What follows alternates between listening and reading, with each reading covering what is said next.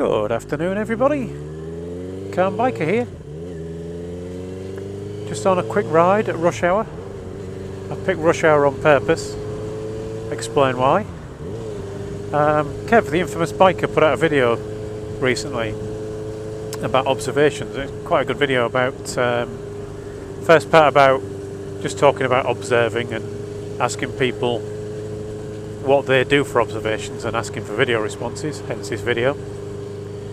And second part was kind of a commentary ride where he was talking about what observations he was doing and his positioning and all that kind of stuff, and he's asked for people to do the same. I'm hoping he's going to get a playlist put together of people's observations. So if you've got the chance to do one, please do one and let him know about it, and I'll put a link to his video in the thing below. And also, a while back I did a commentary ride of an IAM test thing, practice, and people said to me at the time that they enjoyed it, but they wished that I'd done one with more town driving in, not riding, not driving, I'm on a bike, more town riding. So I thought I will kill two birds with one stone and do that video for you now. Now, it wasn't just about observations, his bit, it was about observations and position and all that kind of stuff, so I'll kind of do that as well, I suppose. But what I'm going to do, I'm going to ride from here, just outside of Beverley, to Hull through the city centre, and maybe I'll do a few other bits as well, I don't know. And then chop it up a bit, because most of it's going to be pretty dull. So, observations wise, well, I'm looking at this cyclist for a start. Make sure I give him plenty of room. I don't need to straddle the double white lines to do it.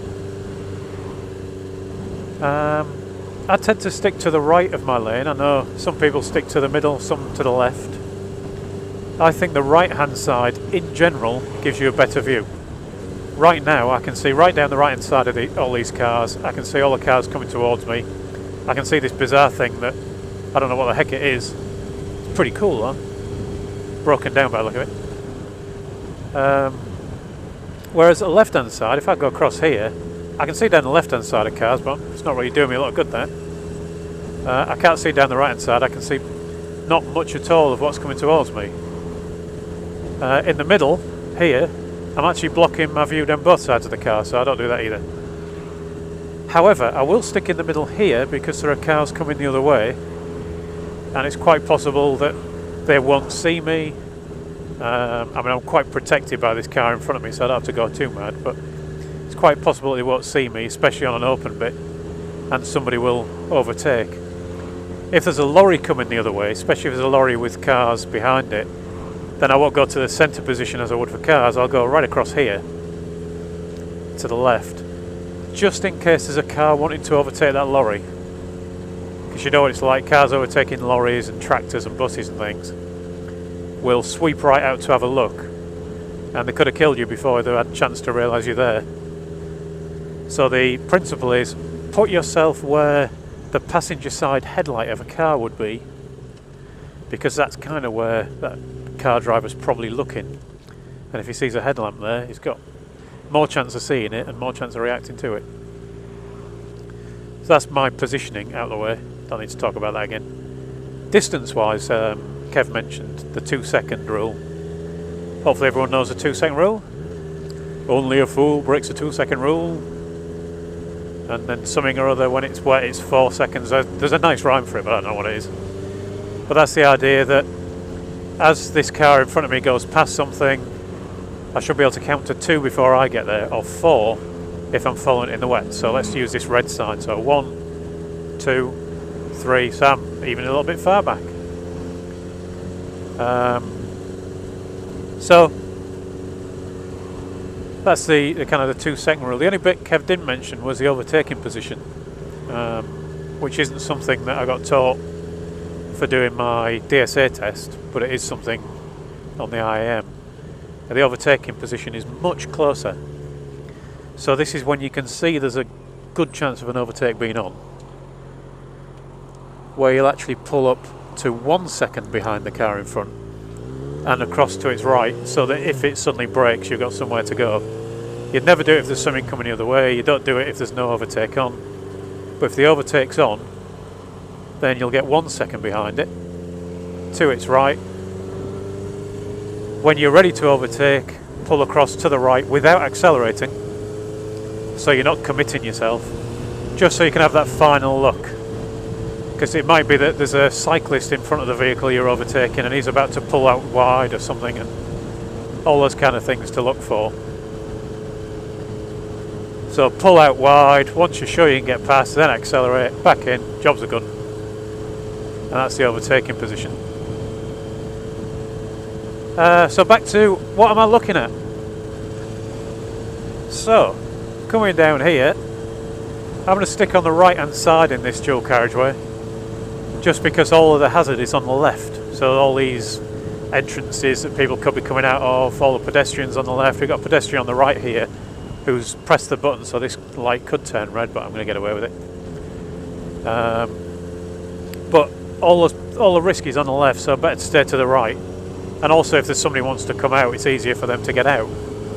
Individual things that I'm looking for. So I'm looking at this 30 mile an hour zone. I'm going to have to slow down, and all these things are going to slow down in front of me. The path of least resistance is to the left because there's less vehicles there.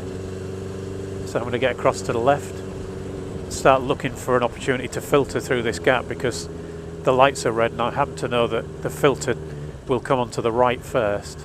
I've lost my ability to filter because he's taken it. Marvellous.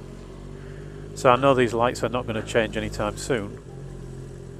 So I can come down the middle of here quite safely. I'm not going to go right to the front because this guy's turning left, so he's not going to get in my way. The taxi driver might be going straight on. He might want to come out to the right to pass the cyclist who's on the left. So I'm not going to put myself there. If I was the one at the front of the queue, I probably would, because I can get away much quicker than the taxi driver can.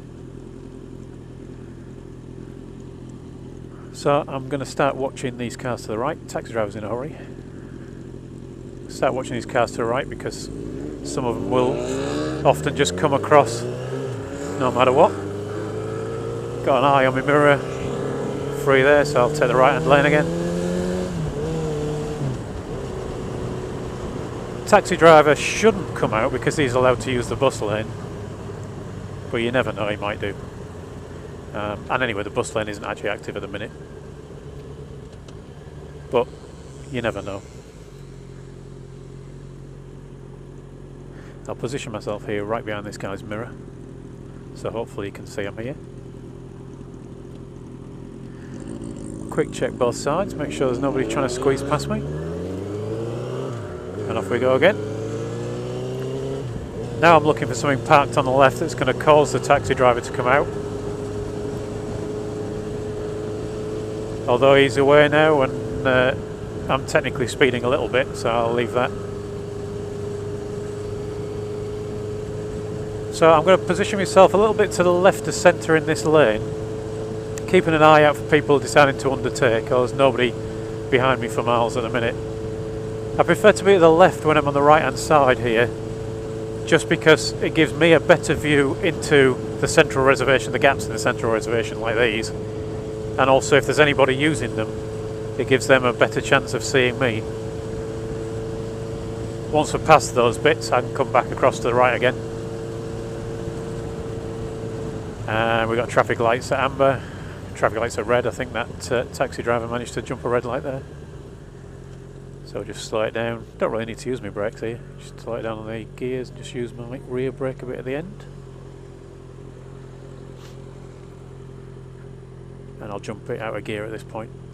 I know some people are against that, but if somebody were to tap me from behind and I lost the bike, I would rather it fell over in neutral than scooted off down the road by itself in first. I'll flick it back into first as soon as I see the amber. Down here I'm going to take up a slightly left to centre position as well, in case any of these cars in the queue are looking to turn right across me. You could argue that the bus lane is a safer place to use, but it is slightly damp here and the bus lane's full of diesel, so I'd rather give it a miss. Pretty upright, it's not going to slip on it, but you know, what's the point in taking a chance?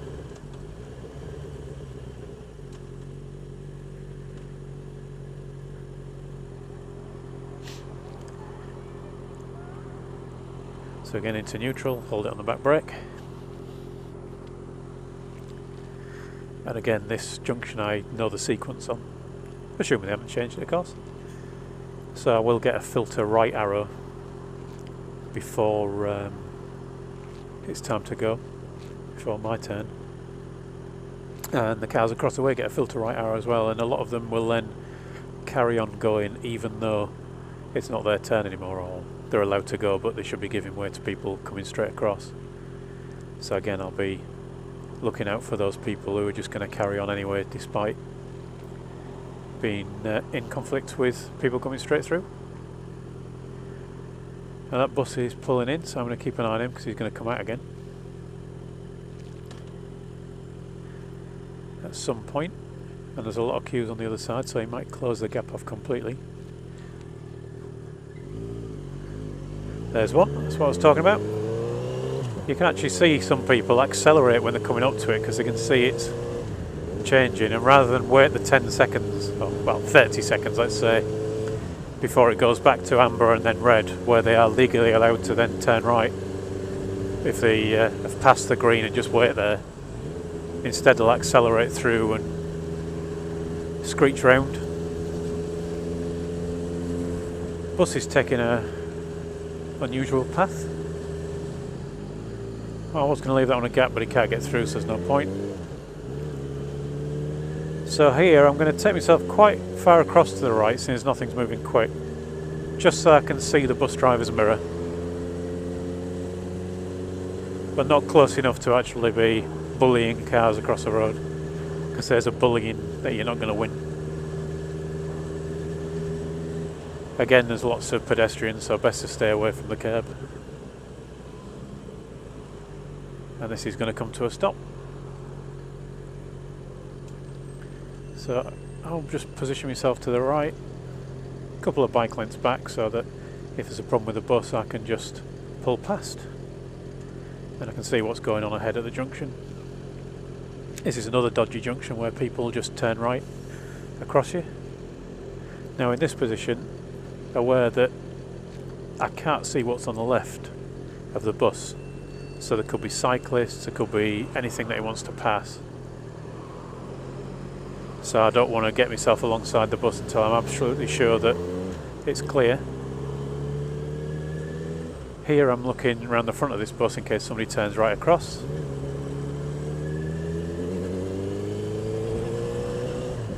Now I can get across here, watch out for people running out from in front of the bus.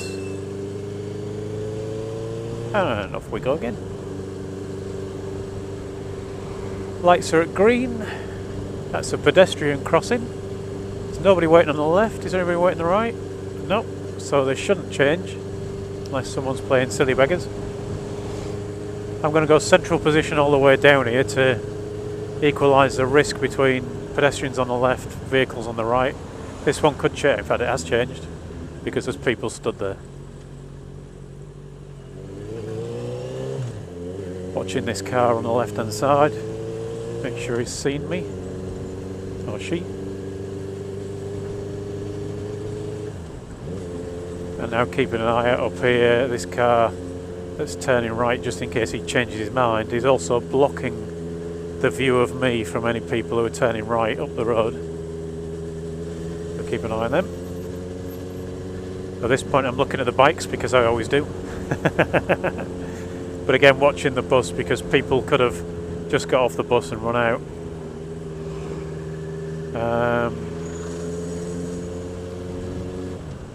Cyclist up ahead. Could do anything. Could suddenly turn right. Got a green light, but again, it's pedestrian crossing with pedestrians at it.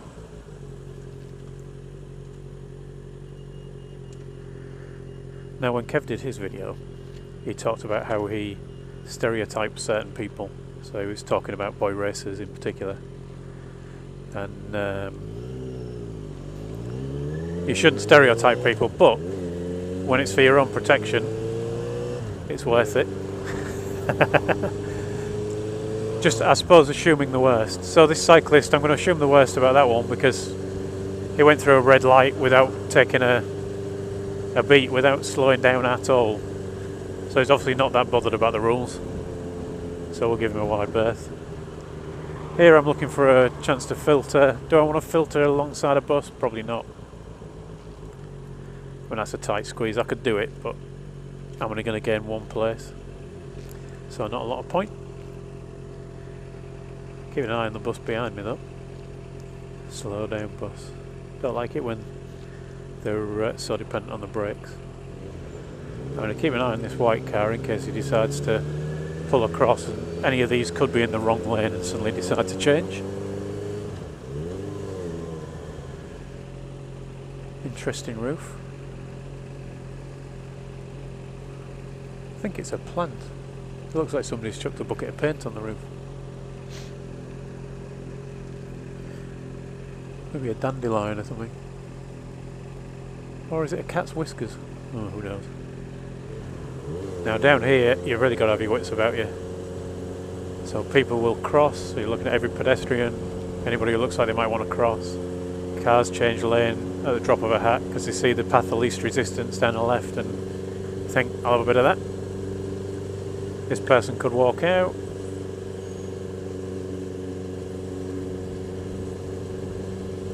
Taxi driver wants to pull out.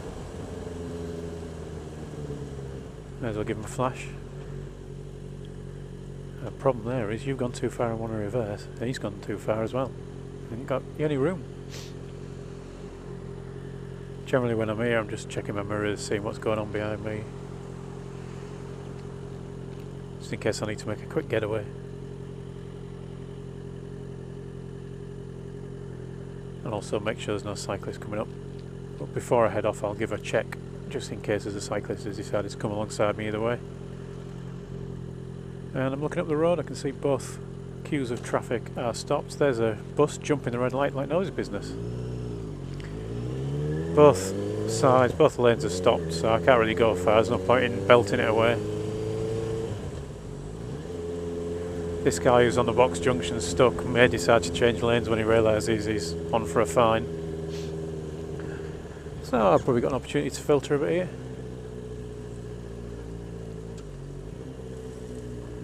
And now I'm just keeping an eye on anybody who looks like they're not paying attention.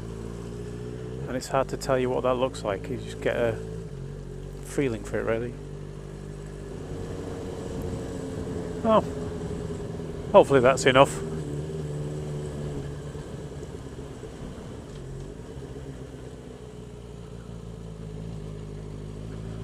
So I'll leave it there, because I'm where I need to be. And I've got a warning light. Why have I got a warning light?